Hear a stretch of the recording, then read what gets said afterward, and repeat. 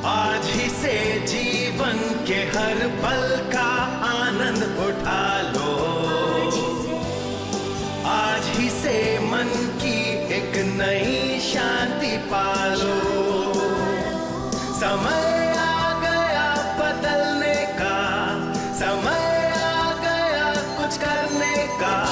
अब उठा लो आनंद प्रतिदिन के जीवन का। आनंद लो प्रतिदिन के जीवन का में स्वागत है। मुझे खुशी है कि आप हमारे साथ सम्मिलित हुए। विश्वासी के प्राधिकार के बारे में आज हम फिर बातें करेंगे और आप जान लीजिए कि आपको शैतान और उसके कुकर्मों पर प्राधिकार प्राप्त है यीशु मसीह में विश्वासी होने के नाते। कभी कभी हम समस्याओं के कारण इतने परेशान होते हैं कि हम भूल जाते हैं कि हमें अधिकार है और हमें अपना विश्वास उन्मुक्त कर प्रभु में विश्वास रखना चाहिए।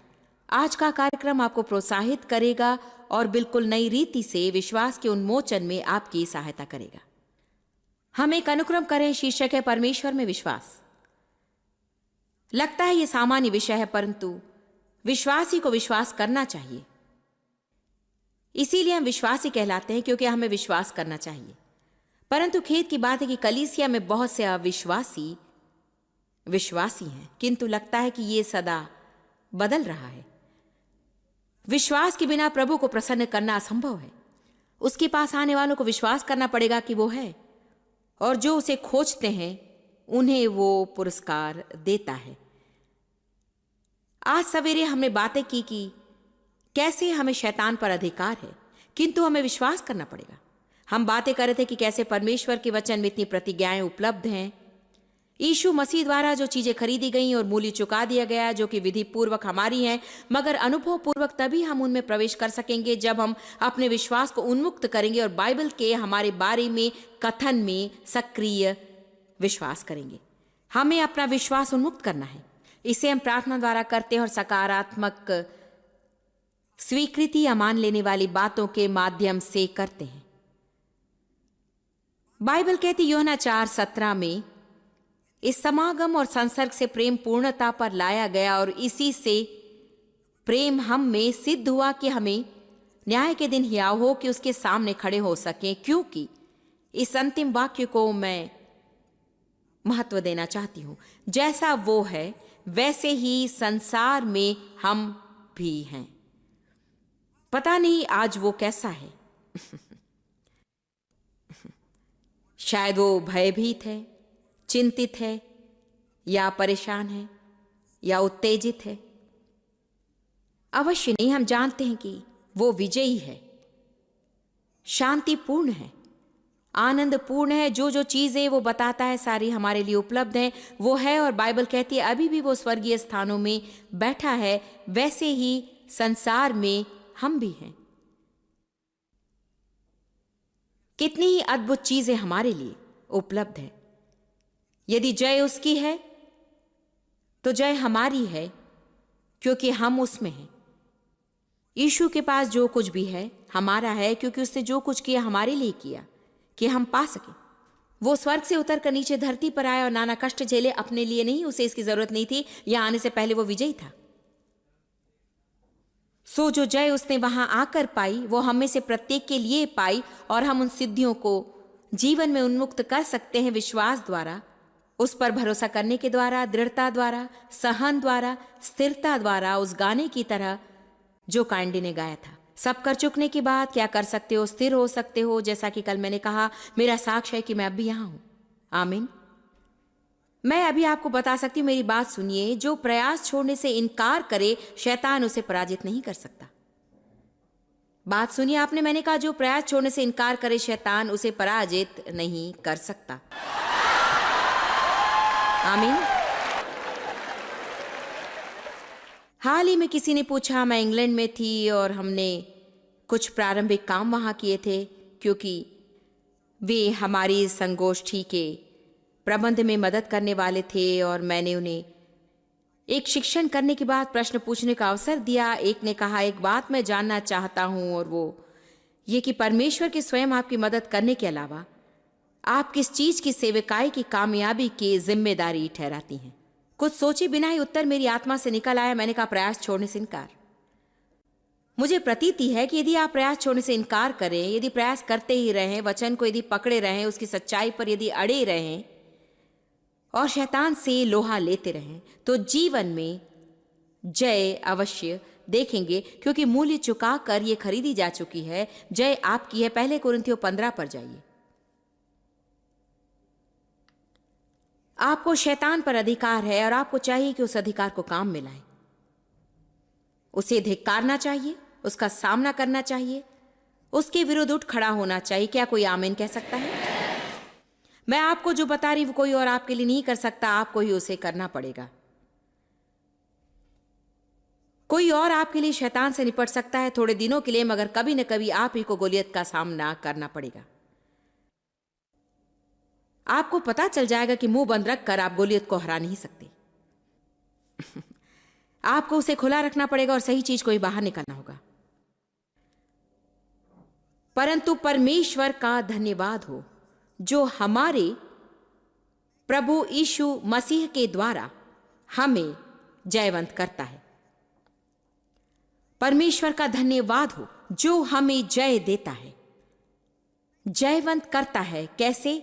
यीशु मसीह के द्वारा। चूंकि वो जयवंत है, हम भी जयवंत है। 2 कुरिन्थियों 2:14 पर जाइए। आपको इन धर्मशास्त्रों से परिचित होना चाहिए और जब आप युद्ध में होंगे उन्हें बाहर निकालकर शैतान से युद्ध करना चाहिए। इन धर्मशास्त्रों को ऊंचे स्वर में पढ़ना चाहिए, अपने आप को प्रोत्साहित करना चाहिए और जरूरत पड़े तो निशान बनवाकर घर भर में चिपका देना चाहिए। यदि कोई चीज है जिसे शैतान सह नहीं सकता, वो है वचन। 2 कुरिन्थियों 2:14 परंतु परमेश्वर का धन्यवाद हो जो मसीह में, लो फिर आ गया, मसीह में मुझे जय क्यों मिली? क्योंकि मैं मसीह में हूं। परंतु परमेश्वर का धन्यवाद हो जो मसीह में सदा हमको, सदा, कभी कभार नहीं, कभी कभी नहीं, सदा हमको जय के उत्सव में लिए फिरता है और परमेश्वर के ज्ञान का सुगंध हमारे द्वारा हर जगह फैलता है। मेरा एक दिलचस्प अनुभव हुआ था प्रभु के साथ। कई साल पहले धन्यवाद प्रकाशन के समय मैं एक दिन अपनी प्रार्थना कुर्सी में बैठी थी। परमेश्वर ने मेरे लिए जो कुछ किया उसके लिए धन्यवाद देती हुई परमेश्वर मुझसे बोलने लगा और कहा, जॉयस, तुम मेरे अनुग्रह की स्मारिका हो। मैं जानती थी प्रभु का तात्पर्य क्या था। परमेश्वर ने मेरे जीवन में रोबदार कार्य किए थे। मेरा यौन दुर्व्यवहार हुआ था और बड़ी बड़ी आंधियों का मुझे सामना करना पड़ा था। मुझे बचपन देखने का अवकाश नहीं मिला। सदा मुझ पर बोझ रहता था, सदा चिंता रहती थी, सदा भय में जीती रही। ढेर सारी व्यक्तित्व की समस्या थी। तानों का सामना करते करते दम घुटने लगा था, किंतु परमेश्वर ने जयवंत बनाया और अब भी प्रतिदिन मुझे जय दे रहा है। किंतु प्रभु ने मुझे एक स्मारिका पेटी दिखाई। स्वर्ग में मुझे दिव्य दृष्टि मिली और एक बात मेरे हृदय में डाली कि जब लोग किसी काम में श्रेष्ठता पाते हैं, शायद एक बॉलर की तरह जो खेल में श्रेष्ठता पाता है, उसे स्मारिका मिलती है और वो उसे अलमारी में रखकर दिखाता है। यदि कोई बास्केटबॉल में श्रेष्ठता का हकदार है या फुटबॉल में या आइस स्केटिंग में, उन्हें स्मारिकाएं मिलती है और उन्हें एक छोटी सी अलमारी में रखते हैं और जो भी आता है उन्हें देखकर तुरंत कहता है कि अरे वाह, ये तो इसमें श्रेष्ठ है। परमेश्वर ने कहा, मेरी स्मारिका अलमारी स्वर्ग में है और उसमें तुम मेरी स्मारिकाओं में एक हो। जैसे कि आप में से बहुत से हैं परमेश्वर के अनुग्रह के स्मारक हैं। परमेश्वर ने मुझसे ये कहा, मैं अपनी स्मारिकाएं दिखाता हूं कि सारे प्रधान और अधिकारी देखें कि मैं जीवन बदल देने और लोगों को चंगाई देने में निपुण हूं, जिनके सर्वनाश की कोशिश की है शैतान ने।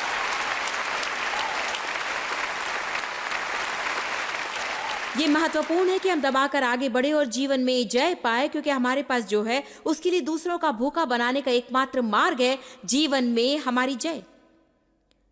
मेरे टूटे हुए, बिगड़े हुए, नकारात्मक जीवन के लिए किसी को भूख नहीं लगेगी। मेरे पास जो है उसे वे कभी नहीं चाहेंगे। यदि जो उनके पास था उसी की दोहरी मात्रा मेरे पास है, सिर्फ मुझ पर एक मसीह स्टिकर है। Come on. ओ शैतान पर मुझे इतना क्रोध आता है क्योंकि वो सदा लोगों को धोखे में रखता है। परंतु परमेश्वर का धन्यवाद हो जो मसीह में सदा हमको जय के उत्सव में लिए फिरता है, विस्तृत बाइबल कहती है। और हमारे द्वारा आपके अनुग्रह की स्मारिका बनाने के बाद आपके द्वारा आप जहां भी जाएं, परमेश्वर के ज्ञान का सुगंध वो हर जगह फैलाता है। पिछले 2 धर्मशास्त्र परमेश्वर को विश्वास द्वारा धन्यवाद देने की बात करते हैं, उस जय के लिए जो पहले ही हमें प्राप्त है। शायद ये अभी तक आपके जीवन में विकसित नहीं हुई है, परंतु आपको जय प्राप्त है। आपकी जय यीशु जीत चुका है और इसके बारे में आप धीरे धीरे जान रहे हैं और जीवन के प्रतिदिन इस पर चल रहे हैं और प्रतिदिन आप हर तरीके से उत्तम होते जा रहे हैं और प्रतिदिन शैतान होश खोकर अपना मुंह नोचने में लगा है, क्योंकि आप जितनी प्रगति करते हैं उतना ही उसका दिमाग खराब होता है। सो आप कहिए, ए शैतान, मेरा संकल्प है कि तेरी कमर तोड़। आमीन, हालेलुया। वास्तव में एक महिला ने मुझसे एक मजेदार बात कही। ये वास्तव में बहुत ही व्यक्तिगत है, मगर आपको मैं बता दूंगी। क्या किसी को कभी बवासीर हुआ है? क्या कभी किसी को बहुत कष्टदायक बवासीर हुआ? आपसे एक सवाल पूछती हूं, क्या किसी चीज से इतना दर्द होता है? कभी नहीं। इस महिला को कभी बवासीर जरूर हुआ होगा। मैं कुछ पुस्तकों पर हस्ताक्षर करी थी और वो लाइन में थी और उसने कहा, जीवन में मेरा एक ही लक्ष्य है। उसने कहा, शैतान को मैं दुगना बवासीर देना चाहती हूं।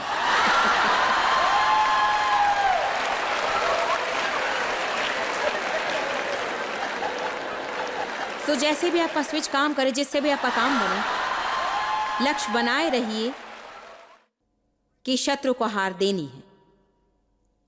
1 यूहन्ना 5, यदि आप जरा पीछे प्रकाशन की ओर चले, 1 यूहन्ना अध्याय 5 को देखिए। मैं आप में विश्वास को गहरा कर रही हूं कि जितना सोचते हैं उससे अधिक हैं आप एक निर्बल नाचीज से अधिक हैं। आप ऊपर हैं, नीचे नहीं। प्रभु के पास आपके लिए उत्तम योजना है, मगर आपको उठ खड़ा होना है और स्वयं को सिद्ध करना है। हालेलुया। 1 यूहन्ना 5 पद 4 और 5।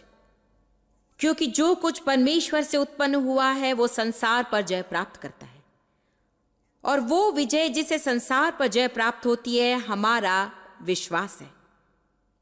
हा, संसार पर जय पाने वाला कौन है सिवाय उसके जिसका यह विश्वास है कि यीशु परमेश्वर का पुत्र है। यही वो विजय है जो संसार पर जय प्राप्त करती है। हमारा विश्वास, प्रभु को हम मानते हैं, हम प्रभु के वचन को मानकर चलते हैं और मानते हैं कि हमारा एक भविष्य है, और मानते हैं कि हमारा अतीत लहू के नीचे है। मानते हैं कि हम परमेश्वर से सही कर लिए गए हैं, और मानते हैं कि हमें शैतान पर प्राधिकार है और वो हमारा जीवन नहीं चला सकता। आपने यदि कुछ और नहीं किया मगर यहां विश्वास की परख के लिए रुके तो अच्छी बात है। कभी कभी यद्यपि हम विश्वासी हैं, हम विश्वास करना भूल जाते हैं। इस पर कोई आमीन कह सकता है? शैतान जो कर रहा है हम उसमें इतना उलझे हुए हैं। हमें स्मरण रखना चाहिए कि ये मेरा विश्वास उन्मुक्त करने के बारे में है। मुझे विश्वास है, विश्वास एक आत्मिक शक्ति है जो कि मेरी आत्मा में है। प्रत्येक मनुष्य को विश्वास दिया गया है। हमें विश्वास है, मगर यह हम पर है कि उसे हम कहां रखें। अपने दोस्तों में विश्वास रख सकते हैं, बैंक अकाउंट पर, या अपने में विश्वास रख सकते हैं। परंतु जब आप विश्वास परमेश्वर में रखते हैं, जब आप विश्वास को उन्मुक्त करते हैं, तो नरक का कोई शैतान आपसे उसे छीन नहीं सकता जो परमेश्वर चाहता है कि आपके पास हो। मगर कभी कभी आपको स्थिर होना पड़ेगा। रोमियो अध्याय 8 पद 37 कहता है, परंतु इन सब बातों में हम उसके द्वारा जिसने हमसे प्रेम किया है जयवंत से भी बढ़कर हैं। देखिए, मैं आपको भीतरी मनुष्य में विश्वास को जागरूक करने की कोशिश कर रही हूं, क्योंकि बाहर आपके विरुद्ध जो कुछ भी आ रहा हो, आप भीतर से यदि सबल और उत्तेजित हो सके तो शैतान आपको परास्त नहीं कर सकता, क्योंकि जो आपके भीतर है वो बाहर वाले से महान है। जो संसार में उससे भी महान है वो जो हमारे भीतर है। जितना आप इस मंच पर मुझे देख रहे हैं उससे भी अधिक मुझ में है। मेरे भीतर कुछ है।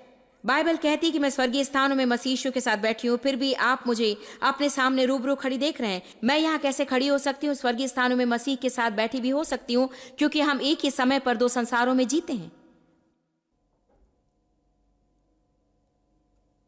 हम स्वर्ग में हैं और यहाँ भी है। ये उस छोटे से लड़के की तरह जिसे उसकी माँ बिठाए रखने की कोशिश कर रही थी। जॉनी बैठ जाओ और बैठ जाओ, जॉनी शोर ना करो, बैठ जाओ बैठ जाओ। वो उसे खींच कर बिठा देती और वो खड़ा हो जाता, वो उसे बिठा देती और वो खड़ा हो जाता। अंत में माँ बहुत क्रोध में आई और बोली बैठ जाओ और फिर खड़ा हो जाओ। समझी? आप मेरी बात समझ रही हैं, है ना? माँ की देखकर उस बालक ने कहा लो मैं बैठ गया, मगर भीतर से मैं खड़ा हूं।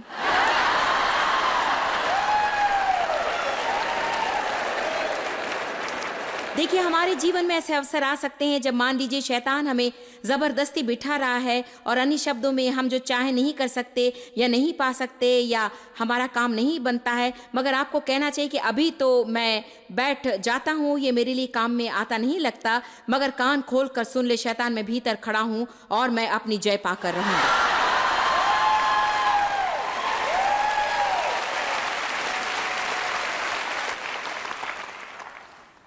शत्रु पर जय के लिए परमेश्वर से मदद ना मांगे, उसका धन्यवाद कीजिए कि आप उस पर जय पा चुके। मेरे ख्याल से हमें एक चीज सीख लेनी चाहिए और इसके बारे में परमेश्वर मुझसे निपटता है और मैं जानती हूं कि यह महत्वपूर्ण है। बाइबल कहते हैं कि अब विश्वास है, ना कि कल विश्वास था या कल विश्वास होगा नहीं, परंतु जो मेरी इंद्रियों को भी बताया नहीं गया उसे मेरा विश्वास सत्य के रूप में ग्रहण करता है और वो मेरे हृदय में है। शायद इसका भौतिक रूप मेरे पास ना हो, परंतु मेरे हृदय में वो अवश्य है। जो हमारे पास है उसी के लिए कितनी बार हम परमेश्वर से भिक्षा मांगते हैं, प्रभु प्रभु जय दे परमेश्वर, मुझे जयवंत बना जयवंत बना। मैंने अभी आपको एक दर्जन धर्मशास्त्र सुनाए जो कहते हैं प्रभु का धन्यवाद हो, हमें जय प्राप्त है, हम जयवंत से भी बढ़कर हैं। जो आपके पास पहले से ही है उसे पाने की कोशिश छोड़िए और जो है उसके लिए प्रभु का धन्यवाद कीजिए। दोबारा सुनिए, विजेता होने के लिए प्रभु से मदद ना मांगिए, धन्यवाद कीजिए उसका कि आप जय पा चुके।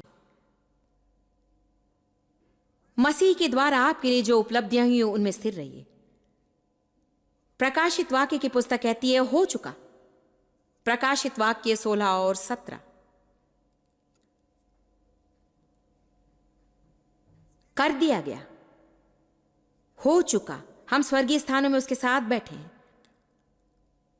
प्रभु ने यीशु से कहा आओ और मेरे दाहिनी ओर बैठ जाओ जब तक कि मैं तुम्हारे शत्रुओं को तुम्हारे पैरों के लिए पीढ़ी ना बना दूं। हम उसमें बैठे हैं, हम शांति की प्रतीक्षा में हैं और प्रभु कार्य कर रहे हैं। हम जीवन का आनंद ले रहे हैं और प्रतीक्षा में है कि परमेश्वर हमारे शत्रुओं को पैरों की पीढ़ी बना दे। शैतान की सुलगाई हुई आग जीवन भर बुझाती मैं नहीं रहूंगी, मैं जीवन का आनंद लूंगी और जो परमेश्वर ही कर सकता है उसे करने दूंगी।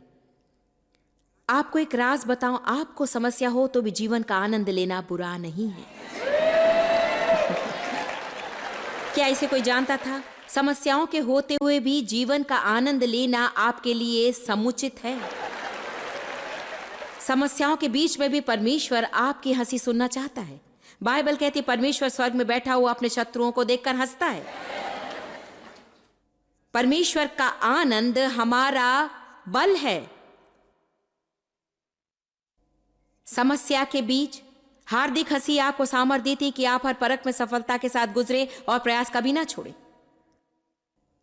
प्रकाशित वाक्य 16-17 और 7वें ने अपना कटोरा हवा पर उंडेल दिया और स्वर्ग के पवित्र स्थान के सिंहासन से यह बड़ा शब्द हुआ कि हो चुका, समाप्त हो चुका पूरा हो चुका, ये आ चुका।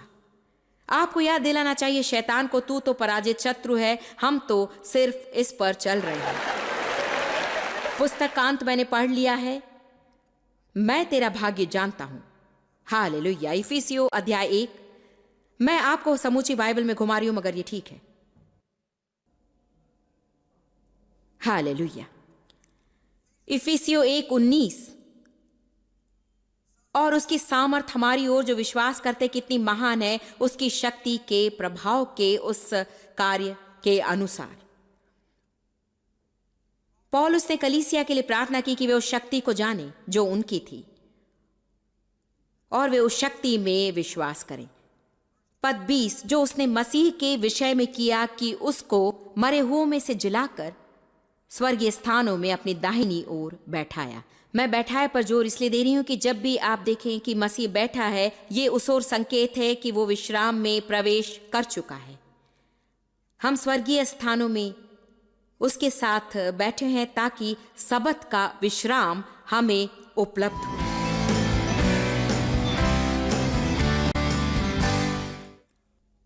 क्या आपने यीशु मसीह को अपना उद्धारक मान लिया है? अगर नहीं तो आप ढेर सारी शांति से, आनंद से, परमेश्वर के साथ सही रिश्ते से, एक रौबदार भविष्य के ज्ञान से और अनंतकाल तक परमेश्वर की उपस्थिति में होने के बोधन से आप वंचित हो रहे हैं। आपके पाप क्षमित हो सकते हैं, आपका भविष्य बन सकता है और आपको एक अद्भुत मित्र मिल सकता है, यीशु मसीह। बात बिल्कुल सीधी है, आपको स्वीकार करना है कि आप पापी हैं। स्वीकार कीजिए कि आप अपनी मदद नहीं कर सकते, अपने को क्षमा नहीं कर सकते। हम लाख सुकर्म करें तो भी हम स्वर्ग नहीं जा सकते हैं। स्वर्ग पहुंचने का एकमात्र मार्ग है यीशु मसीह में विश्वास। सो आप इसी समय प्रार्थना कर सकते हैं या पर्दे पर के नंबर को फोन करके कहिए, मेरे साथ कोई प्रार्थना करने वाला चाहिए, मुझे परमेश्वर के साथ घनिष्ठ व्यक्तिगत रिश्ता चाहिए। मैं प्रार्थना में आपकी अगुवाई करूंगी, आप मेरे साथ प्रार्थना करें, फिर ज्यादा मदद मांग सकते हैं। कहिए, पिता तुझ में विश्वास है, यीशु तुझ में विश्वास है, मुझे विश्वास है कि तू मेरे लिए मरा था, विश्वास है कि तूने मेरे लिए लहू बहाया, मैं पापी हूं, मुझे क्षमा कर। तुझे मांगता हूं यीशु, तू मेरा उद्धारक है। आकर मुझ में वास कर और मुझे वो जीवन दे जिससे तू खुश हो। यीशु के नाम में आमीन। ये तो बहुत ही सीधा लगता है। उस तरह की मदद मैं कैसे पा सकता हूँ इस तरह की सीधी सादी प्रार्थना से? एक बात जानते हैं, प्रभु सीधा है, वो चीजों को जटिल नहीं बनाता है। उसे आपसे प्रेम है और आपने आज उसके लिए हृदय खोल दिया है। वो आकर आप में बसेगा, आपको बिल्कुल नया जीवन जीने की रीतियां सिखाने लगेगा। पर्दे पर के नंबर को फोन कीजिए, हम आपको एक पुस्तक भेजेंगे जो यीशु के साथ नए जीवन में आपकी मदद करेगी और आपके प्रश्नों के उत्तर देगी। मुझे आपसे प्रेम है, आपकी चिंता है, मैं आपके लिए प्रार्थना करूंगी और आशा है आप भी मेरे लिए प्रार्थना